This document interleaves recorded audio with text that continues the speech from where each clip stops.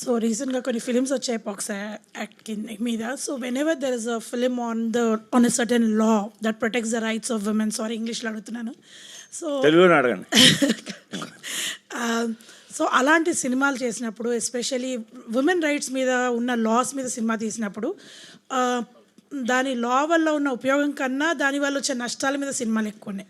Cinema పరంగా బాగున్నా అదొక మెసేజ్ కొంచెం రాంగ్గా వెళ్తూ ఉంటుంది. అట్లా చాలా ఉమెన్ ప్రొటెక్టెడ్ లాస్ మీద చాలా సినిమాలు వచ్చాయి. సో అట్లాంటి సమయంలో ఎస్పెషల్లీ ఉమెన్ రైట్స్ మీద వచ్చే సినిమాలు సరిగా ఆడని తరుణంలో మీరు యూఫోరియా అనే సినిమా మీద అసలు ఇన్వెస్ట్ ఎట్లా చేశారు? How did you think of making a film? Because it's also business, right? It's just not about, I know it's a right moment for the right film, but there is also business involved. అంటే first of all అండి, అంటే women's act మీదనే కాదు, any act మీద cinema రావడం అనేది commercial point అండి ఇప్పుడు ఆల్వేజ్. సో మీరు చెప్పినట్టు ఇప్పుడు మనం పాక్సో యాక్ట్ని తీసుకుందాం. పాక్సో యాక్ట్ మీద మనం యాక్చువల్గా ఫస్ట్ టైం స్టార్ట్ చేసాం. ఇది యాక్చువల్గా సపోజ్ టు బి ఇప్పుడు 2026 ఎర్లీ రిలీజ్ అవుతుంది. 2025 ఎర్లీ రిలీజ్ అవ్వాల్సిన సినిమా ఇది. సో మిగతా సినిమాల కంటే మనదే ముందు రావాల్సి ఉందే. బట్ ఎనీవే ఆ యాక్ట్ అనేది ఆల్వేజ్ చాలా కమర్షియల్గా ఉండేదండి.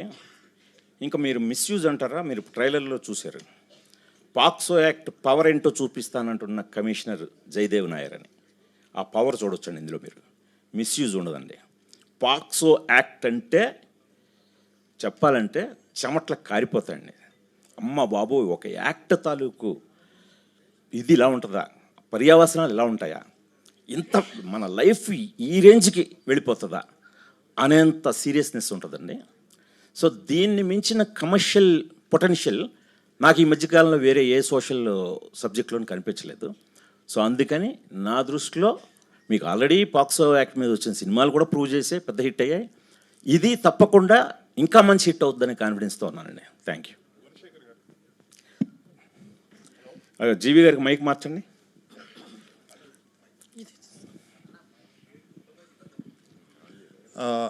మీ కెరీర్ బిగినింగ్లో కంటెంట్ డ్రివెన్ ఫిల్మ్స్ చేశారు, లాఠీ లాంటివి, సొగసు చూడతారమ్మా. దాని తర్వాత you went in very big and అన్ని ప్రతిష్టాత్మకమైన మంచి సెట్స్ చేసి ఎక్కువ బడ్జెట్ ఉన్న సినిమాలు లాస్ట్ ఫిల్మ్ వరకు అలానే చేశారు. Now you change your approach and you have done very good content driven film. Trailer చాలా ఎక్సలెంట్గా ఉంది. There is lot of drama in it. It's very difficult to put drama in a trailer and make people like it. అంటే చాలా ఆస్పెక్ట్స్లో ఉన్నట్టుంది. I mean there are several angles that are covered. It's not just legal thing. Correct. There is parental drama and all that. Yes, you are right. So how does it feel coming back to the content driven film? మీరు start అయిన ప్లేస్కి మళ్ళీ వచ్చారు. అవును, thank you జీవి గారు. ముందు మిమ్మల్ని చూడటం చాలా ఆనందంగా ఉంది.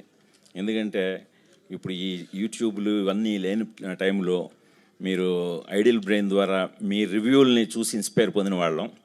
మీరు అప్పట్లో మా ఒక్కడు సినిమా రిలీజ్ అయినప్పుడు మహేష్ నేను కూడా చాలా టెన్షన్తో ఉండేవాళ్ళం, జీవి గారు ఏం రాస్తారని చెప్పి. ఎందుకంటే అంత బాగుండేవి మీ ఎనాలిసిస్ కూడా చాలా ఇష్టం మాకు. సో అలాంటిది మీరు నాకు తెలిసి ఫస్ట్ టైం అనుకుంటాను ఆ టైంలో 4 స్టార్ రేటింగ్ ఇచ్చారు. సో దాంతో మేము నిజంగానే ఆడియన్స్ మెప్పే కాకుండా మీ బోటోళ్ళ మెప్పు కూడా పొందడం అనేది మాకు చాలా ఇన్స్పైరింగ్ అనిపించింది. సో తర్వాత మళ్ళీ మనం ఈ మధ్యలో కలుసుకోలేదు, మళ్ళీ ఇలా కలుసుకుంటున్నందుకు చాలా హ్యాపీగా ఉంది. అదే మీరు దాదాపు మా అందరి కెరీర్లను కూడా బాగా ఫాలో అవుతుంటారు. మీరు అన్నది కరెక్ట్ అండి. ఫస్ట్ నేను ఒక లాఠీ కానీ, సొగసు చూడతరమా కానీ, మనోహరం కానీ ఇలాంటి ఎప్పుడూ కూడా అంటే వీళ్ళు ఎప్పుడు దొరికినా సరే నేను కంటెంట్ ఓరియంటెడ్ సినిమాలు తీయడానికి వెనకాడలేదండి. నాకు యాక్చువల్గా ఫస్ట్ కూడా కంటెంట్ డ్రివెన్ ఫిల్మ్సే చాలా ఇష్టం. సో అలాగా ఇది నన్ను బాగా ఇన్స్పైర్ చేసిన కథ అండి. సో మీరు అన్నట్టు ఈ కథలో కేవలం ఒక యాక్ట్, ఒక పాక్సో యాక్ట్ అనే కాదు, డ్రామాని తీసుకురావటం నేను అందుకనేనండి ఎక్కువ. అంటే 3 దీంట్లో మెయిన్ కోర్ పాయింట్స్ ఉన్నాయండి. Adolescence, parenting, social impact. ఈ 3 కోర్ థీమ్ అండి ఈ సబ్జెక్ట్కి.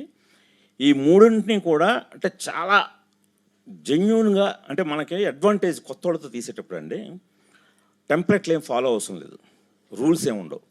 కథని చాలా స్ట్రాంగ్గా మనం ఎలాగైతే అనుకున్నామో అంత స్ట్రాంగ్గా అంత నిర్భయంగా కూడా చెప్పానండి. చాలా బోల్డ్గా కూడా చెప్పాను. అంటే కొన్ని సీన్స్లో అయితే నన్ను తిడుతూ అరుస్తారు కూడా. సో ఒక కొందరైతే మధ్యలోంచి బాయ్కట్ చేసి వెళ్ళే ప్రమాదం కూడా ఉందండి. అంత ఒక గట్ ఫీలింగ్ తోటి ఇది అలాగే చెప్పాలి. సొసైటీలో ఇది జరుగుతుంది. అంత ఓపెన్గా అంత నేకెడ్ ట్రూత్ అలా చెప్పాలి. ఇలాంటి స్థితికి దిగజారిపోతున్నారు యూత్. అది చెప్పి తీరాల్సిందే అని అంత గట్టిగా చెప్పడం జరిగిందండి. సో అలా చెప్పే క్రమంలో ఇందాక నేను అన్నట్టు కొందరికి అనీజీగా వెళ్ళిపోదాం అనిపించిన వాళ్ళు కూడా ఎండకు వచ్చేసరికి ఇది ఇలాగే చెప్పాలి, ఖచ్చితంగా ఈ కథను ఎంత బోల్డ్గా ఇంత హార్డ్ హిట్టింగ్గా చెప్తేనే ఇప్పుడు మనందరినీ మనం కోసం చేసుకునే మనం జాగ్రత్త పడే ఒక కాన్షియస్ ఆయన క్రియేట్ చేశాడని చెప్పి అనుకుంటారని చాలా గట్టిగా నమ్ముతున్నాను sir. Right sir అర్జున్జీ, you have become nationwide, latest sensation with Dhurandhar. So how does it feel? You have become suddenly Euphoria means, suddenly it found a new star among the trade circle and among the audiences. It was Bhumika was the face of it. Now there are two faces for Euphoria, which is very good commercially for a film in terms of the openings also. So how different are the characters?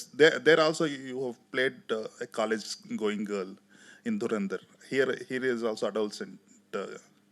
So how different are the characters, and how differently you portrayed both? Because both of them have a lot of innocence in those characters.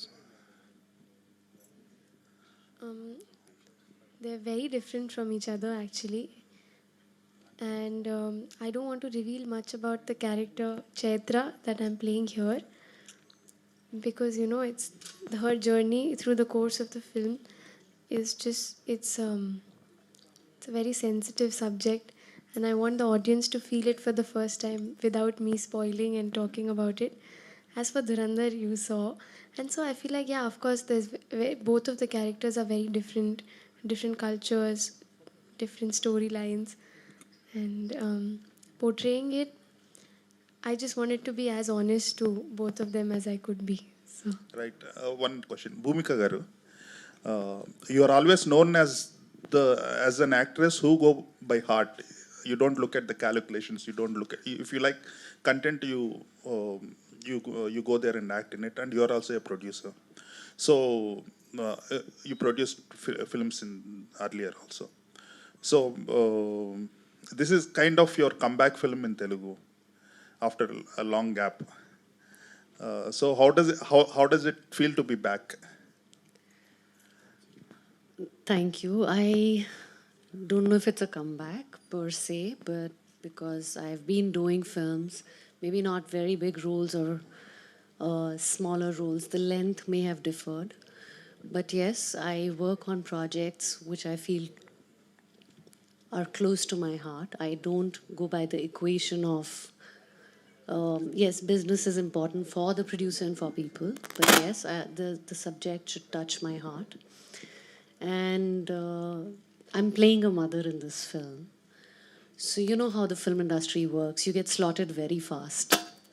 So you're like, oh, she's playing a mom. Let's just take her as a mom forever. But the reason I played a mom to a 16, 18-year-old boy in the film, once the movie releases, you'll understand. It's a subject that needs to go out. And it's a subject that needs to be seen.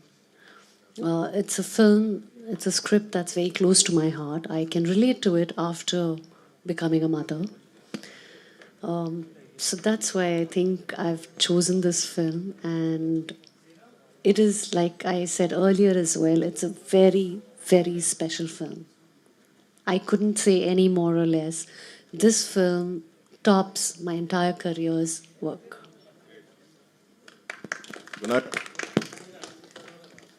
Sir, Bhumika గారితో ఇంత 20 years gap ఎందుకు వచ్చింది? అదొకటి.